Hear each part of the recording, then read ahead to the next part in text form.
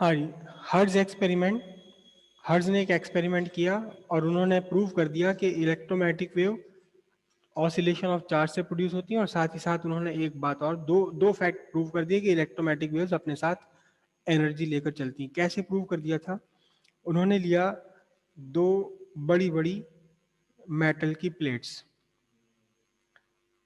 करीब करीब ये 1 स्क्वायर मीटर की थी, 1 मीटर लेंथ और 1 मीटर वाइड, 1 स्क्वायर मीटर की ये प्लेट्स थी दो।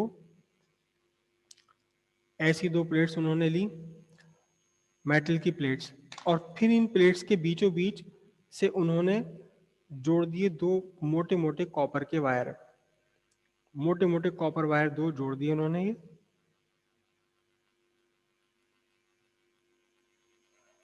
Thick copper wires. और इस थिक कॉपर वायर्स के आगे बहुत बढ़िया पॉलिश करी हुई दो उन्होंने जोड़ दी मेटल की बॉल, निकल की बॉल, बढ़िया हाईली पॉलिश्ड। और फिर इस पूरे सिस्टम को उन्होंने कनेक्ट कर दिया एक हाई वोल्टेज सोर्स से। यहां से उन्होंने सोर्स कर दिया plus minus high voltage source induction coil से, ठीक है।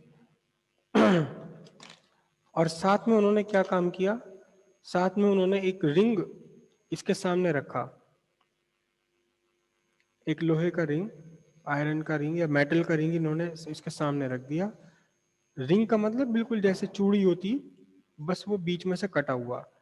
और यहां भी इसके कटे हुए हिस्से पर दो उन्होंने चमकदार पॉलिश वाले करे हुए दो छोटे छोटे से स्फीयर चिपका दिए, मेटल के स्फीयर, ठीक है। और इसमें क्या फील हुआ फिर, जैसे ही इस पूरे को हाई वोल्टेज दिए उन्होंने देखा कि यहाँ इसमें स्पार्क प्रोड्यूस हो रहा है बीच में, जबकि यहाँ तो कोई भी सोर्स नहीं लगा हुआ, कोई सोर्स नहीं लगा हुआ यहाँ पर, लेकिन फिर भी इन दोनों स्फीयर्स के बीच में स्पार्क प्रोड्यूस हो रहा है। ये प्लेट है P1 P2 मेटल प्लेट्स, और ये L1 और L2, और ये स्फीयर आपके S1 S2 स्फीयर ये वाले, और ये वाला स्फीयर S S डैश मैंने इसको लिख दिया। इस रिंग को बोला उन्होंने क्या, डिटेक्टर रिंग, डिटेक्टर रिंग, ठीक है। तो जैसे ही उन्होंने हाई वोल्टेज यहाँ प्रोड्यूस करे, इस S और S डैश के बीच में स्पार्क बन गया, यहां भी बन गया स्पार्क S1 S2 के बीच में भी, और S S डैश के बीच में भी स्पार्क बन गया। जबकि इसमें यहाँ इस डिटेक्टर रिंग में तो कोई भी इलेक्ट्रिसिटी का सोर्स नहीं है, कुछ भी नहीं लगा हुआ, फिर भी यहाँ स्पार्क क्यों प्रोड्यूस हो रहा है? तो उन्होंने इसका एक्सप्लेनेशन ऐसे दिया कि जब हाई वोल्टेज दिए जाते हैं, P1 को पॉजिटिव चार्ज दिया और P2 को निगेटिव चार्ज दिया, P1 को पॉजिटिव और P2 को निगेटिव चार्ज दिया, तो ये P1 और P2 दोनों मिलकर एक कैपेसिटर की तरह बिहेव करने लगते हैं। कैपेसिटर में तो यही तो होता है, एक प्लेट पॉजिटिव एक प्लेट निगेटिव होती है, बस यहाँ बहुत बड़ी बड़ी प्लेट्स हैं, ये दोनों प्लेट मिलकर एक कैपेसिटर की तरह बिहेव करती हैं। और जो ये थिक कॉपर वायर्स जोड़े थे उन्होंने, ये जो मोटे मोटे कॉपर वायर्स जोड़ दिए थे यहाँ, ये दोनों थिक कॉपर वायर्स मिल करके एक इंडक्टर की तरह काम करने लगते हैं। जो प्लेट P1 P2 है, P1 एंड P2 ये तो मिलकर के बना लेती हैं एक कैपेसिटर, ये तो कैपेसिटर बना लेती हैं। और जो दो ये आपने लगा रखे हैं वायर्स L1 एंड L2, ये दोनों मिलकर के बनाते हैं इंडक्टर, एक लो वैल्यू इंडक्टर बना लेते हैं। और पूरा का पूरा अरेंजमेंट मिलकर के एक क्या बन जाता है, LC सर्किट बन जाता है, एक LC सर्किट बन गया। तो उन्होंने कहा कि एक LC सर्किट बन गया, और LC सर्किट में चार्ज का ऑसिलेशन होता है, यह स्पार्क प्रोड्यूस होता है।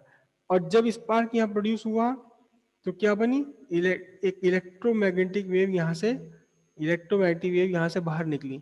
और जब वो इलेक्ट्रोमैग्नेटिक वेव पास होती है इस डिटेक्टर रिंग के साथ में से, इस डिटेक्टर रिंग के अंदर से पास होती हैं, तो मैग्नेटिक फील्ड में वेरिएशन होता है, मैग्नेटिक फील्ड में वेरिएशन होता है, तो फिर इन दोनों S और S डैश के बीच में भी एक EMF जनरेट हुआ, और EMF से क्या हुआ, यहाँ भी बीच में एक स्पार्क निकल कर आ गया। तो स्पार्क बनने के लिए एनर्जी चाहिए, एनर्जी कहाँ से मिली, इस इलेक्ट्रोमैग्नेटिक वेव से मिली। दोनों बातें यहाँ से प्रूव हो गई। कौन सी प्रूव हो गई, कि इलेक्ट्रोमैग्नेटिक वेव्स कब प्रोड्यूस होती है? जब कोई चार्ज ऑसिलेट करे। चार्ज कैसे ऑसिलेट कर रहा था? उन्होंने कहा कि एल, ये दोनों पूरा अरेंजमेंट मिलकर एक एलसी सर्किट बन गया। एलसी सर्किट में चार्ज का ऑसिलेशन हुआ, स्पार्क बना, उस स्पार्क में से निकली इलेक्ट्रोमैग्नेटिक वेव। और सामने डिटेक्टर रिंग है, तो डिटेक्टर रिंग में से वो जब पास हुई तो मैग्नेटिक फील्ड में वेरिएशन हुआ, और मैग्नेटिक फील्ड के वेरिएशन से क्या हुआ? ईएमएफ जनरेट हुआ, और एस एस डैश के बीच में निकल गई। तो क्या बात प्रूव हो गई? कि इलेक्ट्रोमैग्नेटिक वेव्स अपने साथ एनर्जी कैरी करके चलती हैं। और ये एक्सपेरिमेंट बहुत सिंपल सा एक्सपेरिमेंट है, इसे आप घर पे भी कर सकते हैं। घर पे भी कर सकते हैं। आप कहीं पर एक एफएम चला लीजिए। एफएम आपका मोबाइल वाला एफएम नहीं, कोई दूसरा रेडियो एफएम। एफएम रेडियो आते हैं ना, एफएम प्लेयर आते हैं, वो एफएम आप चला लीजिए, और एफएम चला करके अपने घर के किसी भी स्विच को आप बार बार ऑन ऑफ करें, ऑन ऑफ करें। तो जब भी आप ऑन ऑफ करेंगे तो आपको इस एफएम में क्लिर क्लिर आवाज सुनाई देगी, इसमें एक डिस्टरबेंस सुनाई देगा। या आसमान में अगर बिजली कड़कती है और एफएम आप चला रखा, तो जैसी बिजली कड़कती है आपको इसके अंदर वो उसकी आवाज सुनाई देगी। बिजली के कड़कने की आवाज तो नहीं, मतलब डिस्टरबेंस सुनाई देगा। डिस्टरबेंस आपको यहाँ सुनाई देगा जब आप स्विच ऑन ऑफ करेंगे। तो जब भी आप स्विच ऑन ऑफ करते हैं आपको पता नहीं चलता, लेकिन कभी आप अगर बिल्कुल अंधेरे कमरे में स्विच ऑन करें, अपने फैन का स्विच ऑन कीजिएगा, तो उस स्विच को ध्यान से देखिएगा। जब आप इस स्विच को ऑन ऑफ करते हैं तो इसके अंदर एक स्पार्क प्रोड्यूस होता है। कभी कभार तो इतना तेज होता है कि वो दिखाई भी देता है। उस स्पार्क, जिस टाइम वो स्पार्क प्रोड्यूस हो रहा है, तब ये अपने अंदर से इलेक्ट्रोमैग्नेटिक वेव रेडिएट करता है। इलेक्ट्रोमैग्नेटिक वेव रेडिएट करता है, वो इलेक्ट्रोमैग्नेटिक वेव पकड़ लेता है आपका एफएम रेडियो, और वो आपके जो भी आप सुन रहे हैं एफएम रेडियो पर, उसके साथ में एक डिस्टरबेंस की फॉर्म में आपको ही सुनाई देता है। तो ये सिंपल सा एक्सपेरिमेंट था। हालांकि जिस टाइम ये एक्सपेरिमेंट किया है हर्ज ने, उस टाइम तो एफएम वेफएम रेडियो वेडियो कुछ भी नहीं था, कुछ भी ऐसी चीजें नहीं थी। तो उन्होंने यहाँ इस एक्सपेरिमेंट से प्रोड्यूस बात साबित कर दी, दोनों बात साबित कर दी। पहली क्या प्रूव कर दिया कि इलेक्ट्रोमैग्नेटिक वेव्स तब प्रोड्यूस होंगी जब कोई चार्ज ऑसिलेट करेगा। चार्ज कहाँ ऑसिलेट कर रहा है? इस एलसी सर्किट में ऑसिलेट कर रहा है। और दूसरी बात उन्होंने क्या प्रूव कर दी? कि जब इलेक्ट्रोमैग्नेटिक वेव्स बनी है तो ये अपने साथ एनर्जी लेकर चलती हैं। क्यों? क्योंकि इन इलेक्ट्रोमैग्नेटिक वेव्स ने एस एस डैश के बीच में स्पार्क प्रोड्यूस करा। जब यहाँ से सप्लाई रोक दी गई, आपने हाई वोल्टेज सप्लाई यहाँ से रोक दी, तो ये वाला स्पार्क भी खत्म हो गया, ये वाला स्पार्क भी खत्म हो गया। तो एस और एस डैश के बीच स्पार्क कब बन रहा है? जब एस वन एस टू के बीच स्पार्क बन रहा है। तो दोनों बातें यहाँ से एक साथ एक ही एक्सपेरिमेंट से प्रूव हो गई।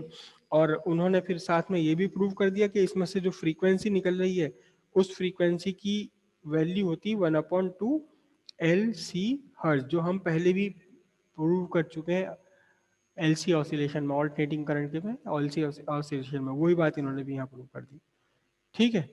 और जो जो इनका जो ओरिजिनल एक्सपेरिमेंट था, इसमें 1-1 मीटर की 1 स्क्वायर मीटर की ब्लेड थी, 1-1 मीटर लंबे तार थे। तो इससे 10⁷ हर्ट्ज की फ्रीक्वेंसी प्रोड्यूस हुई थी उनके एक्सपेरिमेंट में। अब आप इन प्लेट्स के साइज और इस लेंथ ऑफ वायर को चेंज करके इस फ्रीक्वेंसी को चेंज कर सकते हैं, क्योंकि कैपेसिटर की जो कैपेसिटी है वो एरिया ऑफ प्लेट्स पर डिपेंड करती है। इस एरिया, इनके बीच का डिस्टेंस और एरिया चेंज करके आप सी की वैल्यू चेंज कर सकते हैं, एल की वैल्यू चेंज कर सकते हैं, एल और सी की वैल्यू चेंज होकर के फ्रीक्वेंसी भी चेंज हो सकती है। तो ये बहुत सिंपल सा और बहुत इंपॉर्टेंट क्वेश्चन है, 2 नंबर में एग्जाम में अक्सर आ जाता है, 2 मार्क्स के लिए एग्जाम में अक्सर आ जाता है, हर्ट्ज एक्सपेरिमेंट।